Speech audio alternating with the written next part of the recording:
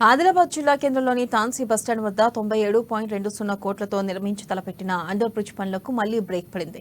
కొందరు వ్యాపారులు హైకోర్టును ఆశ్రయించిన నేపథ్యంలో మధ్యంతర ఉత్తర్వులు జారీ చేస్తూ తదుపరి విచారణను మార్చి 6వ తేదీకి వాయిదా వేయడంతో సదరు అధికారులు 4 రోజుల కిందట ప్రారంభించిన పనులను ఉన్నఫలంగా నిలిపివేశారు. ఇక పనులు ఆగిపోవడంపై అభ్యంతరం వ్యక్తం చేస్తూ రైల్వే పట్టాలకు అవతలి వైపు ఉన్న భాగ్యనగర్, తాటిగూడ, క్రాంతినగర్, ఇందిరానగర్ కాలనీ వాసులు స్థానిక పంజాబ్ చౌక్ తరలివచ్చి నిరసన వ్యక్తం చేశారు. పాత జాతీయ రహదారిపై రోడ్డుపై బైఠాయించి రాస్తారోకో చేపట్టారు. పెద్ద పెట్టున వ్యతిరేక నినాదాలు చేస్తూ నిరసన తెలిపారు.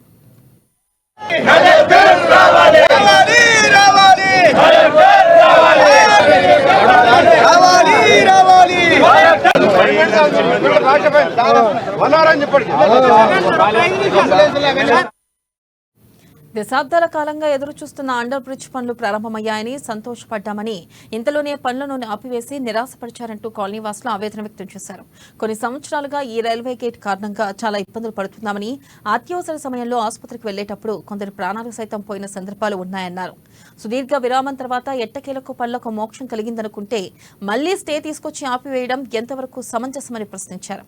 కేవలం కొంతమంది స్వలాభం కోసం లక్షల మంది ప్రజలను ఇబ్బందులకు గురి చేయడం సరికాదంటూ మండిపడ్డారు. ఈ విషయంపై కలెక్టర్ను కలిసి వినతి పత్రం అందజేశామని, వెంటనే పనులను పునఃప్రారంభించేలా చర్యలు తీసుకోవాలని డిమాండ్ చేశారు. అటు రాస్తారోకోతో పెద్ద ఎత్తున వాహనాలు నిలిచిపోయి ట్రాఫిక్ స్తంభించింది. ఇక పోలీసులు రంగప్రవేశం చేసి ఆందోళనకారులను సముదాయించే ప్రయత్నం చేసినా వారు వినిపించుకోకుండా అక్కడే భీష్మించుకొని కూర్చున్నారు. చివరికి డీఎస్పీ జీవన్ రెడ్డి సైతం ఘటనాస్థలికి చేరుకుని సర్ది చెప్పేందుకు చూసినా ఆందోళనకారులు కదలలేదు. విషయం తెలుసుకున్న ఎమ్మెల్యే పాయల శంకర్ ఆందోళనకారులతో మాట్లాడి సమస్య పరిష్కారం కోసం తన వంతు కృషి చేస్తానని హామీ ఇవ్వడంతో వారు శాంతించారు.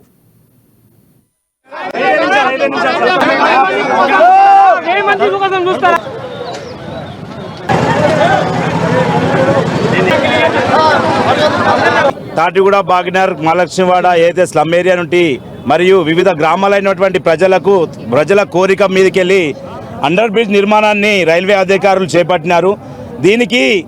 దీని మీద స్పందిస్తూ ఇక్కడ వ్యాపారస్తులు ఏదైతే 16 మంది ఈరోజు దీన్ని హైకోర్టు నుంచి క్రాస్ పిటిషన్ తీసుకొచ్చి దీన్ని ఆపే ప్రయత్నం చేసినారు. దీని మీద మేము కలెక్టర్కు మెమోరాండం ఇచ్చినాము. కలెక్టర్ మెమోరాండం ఇస్తే రైల్వే అధికారులు మా పరిధిలో ఉన్నది మేము చేసుకుంటామని చెప్పినాక కూడా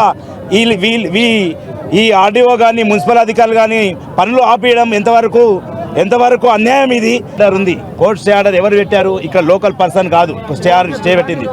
దుకాణాలు వాళ్ళ లబ్ధి కోసం పెట్టింది. 9 మంది కోసం ఇలా 1,00,000 మందిని మాకు ప్రాబ్లం చేస్తున్నారు. వీళ్ళు ఇలా మాకు తోవ లేకుండా చేస్తున్నారు.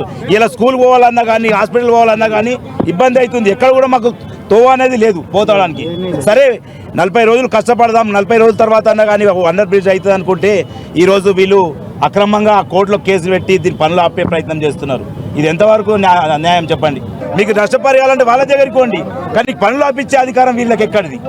దీని మీద మేము ఈరోజు ధర్నా కార్యక్రమం చేపట్టినాము.